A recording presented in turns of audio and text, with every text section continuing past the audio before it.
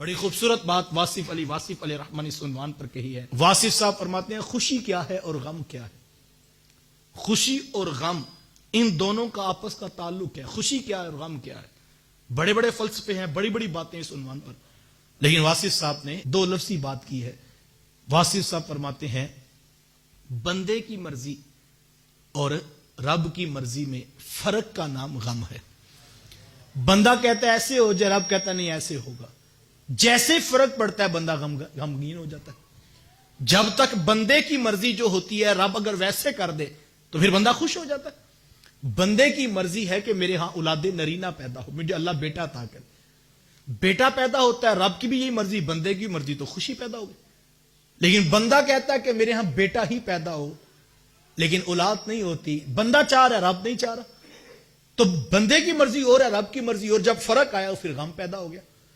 تو دکھ پیدا اس وقت ہوتا ہے جب بندہ اپنے آپ کو رب کی مرضی سے دور کرتا ہے, اور جب اپنے آپ کو کھینچ کے مالک کی رضا پہ لے آتا ہے پھر وہ غم میں بھی خوشیاں محسوس کرتا ہے.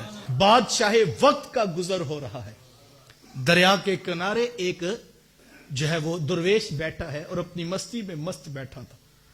تو بادشاہ کا گزر ہوا, شاہی بیڑا گزرا, تو فقیر اپنی مستی میں مست بیٹھا تھا. اس نے نظر اٹھا کر بھی نہ دیکھا.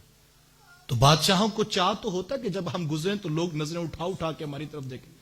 یہ تو آئے دن روڈ بلاک ہوتے ہیں. اس کی بڑی وجہ یہی ہوتی ہے کہ دکھانا مقصود ہوتا ہے کہ جناب یہ پروٹوکول ہے ہمارا, 20-20 گاڑیاں گزر رہی ہیں اور لوگ کھڑے ہو کر ہمیں دیکھیں, ہم گزرے. ہم وزیر ہوتے ہیں, ہم مشیر ہوتے ہیں, ہم ایم این اے, ایم پی ہوتے ہیں.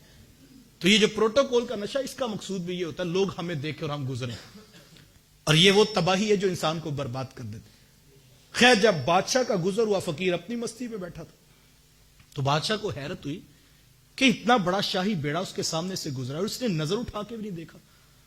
تو خیر بادشاہ واپس پلٹا اور اس نے آ کر فقیر سے کہا کہ درویش سنا کیسی گزر رہی. تو اس نے کہا بادشاہ اللہ کا بڑا کرم ہے, بڑی خوبصورت گزر رہی. تو کہا پھر بھی بتا تو صحیح کیسی گزر رہی. اس نے کہا بادشاہ اس سے اچھی اور کیا گزرے گی کہ سورج میری مرضی سے طلوع ہوتا ہے اور میری مرضی سے ہی غروب ہوتا ہے. بادل میری مرضی سے برستے ہیں, بارش میری مرضی سے آتی ہے, ہوائیں مجھ سے پوچھ کے چلتی ہیں. تو بادشاہ اس سے اچھی بھی بلا کسی کی گزر سکتی ہے. جس کے پاس سارے نظام کا اختیار ہو اس سے بھی اچھی بلا کسی کی گزر سکتی. تو بادشاہ نے کہا کہ تو ہوش میں تو ہے, تو کیا کہہ رہا. کہا کہ میں ٹھیک کہہ رہا ہوں. بادشاہ نے کہا کہ پہننے کے لیے تیرے پاس لباس پورا کوئی نہیں, کھانے کے لیے لقمہ تجھے میسر نہیں, اور یہ ٹھٹھرتی ہوئی ریت کے اوپر تو بیٹھا ہے اور تو کہتا کہ سارا کچھ میری مرضی سے چل رہا. اس نے کہا بادشاہ میری مرضی سے چل رہا. بادشاہ نے پھر جڑا کر کہا کہ تجھے ہوش تو ہے, تو کیا رہا ہے, یہ سب کچھ تیری مرضی سے تو نہیں چل رہا, یہ تو رب کی مرضی سے چل رہا. اس نے کہا نہیں بادشاہ, تیرا اپنا انداز سوچنے کا, میرا اپنا مزاج ہے, میں تجھے بتا رہا ہوں یہ سب کچھ میری مرضی سے چل رہا. جب بادشاہ ماننے کی طرف نہیں آتا اور پھر کہتا ہے کہ یہ تو جھوٹ بول رہا ہے, یہ سب کچھ تو رب کی مرضی سے چل رہا ہے. تو وہ درویش ہنسا اور کہنے لگا بادشاہ تو بڑا نادان ہے, میری مرضی بھی تو وہی ہے جو میرے رب کی مرضی ہے. وہ کہتا ہے کہ سورج مشرق سے طلوع ہوگا, میں کہتا ہوں جو منظور ہے مشرق سے طلوع ہوگا. وہ کہتا ہے مغرب میں غروب ہوگا, میں کہتا ہوں جو منظور ہے مغرب میں ہوگا. وہ کہتا ہے آج کڑکتی دھوپ ہوگی, میں کہتا ہوں جی منظور ہے آج دھوپ ہوگی. وہ کہتا ہے آج بادل برسیں گے, تو بادشاہ میری مرضی بھی تو وہی ہے جو میرے رب کی مرضی ہے. تو یہ جب مرضی اس کے تابع ہو جاتی ہے پھر زندگی کا لطف نصیب ہو جاتا ہے. پھر بیٹیوں کے رشتے نہیں ہوتے, وہ پریشان ظاہر نظر آتا ہے لیکن اس کا دل مطمئن ہوتا ہے کہ مالک تو نے بیٹیاں دی ہیں, تو نے ان کے رشتے بھی لکھے ہوئے ہیں. اگر میری زندگی میں ہوگے میں کوشش کرتا رہوں گا, محنت کرتا رہوں گا, لیکن فیصلہ تو تیرا ہے مالک.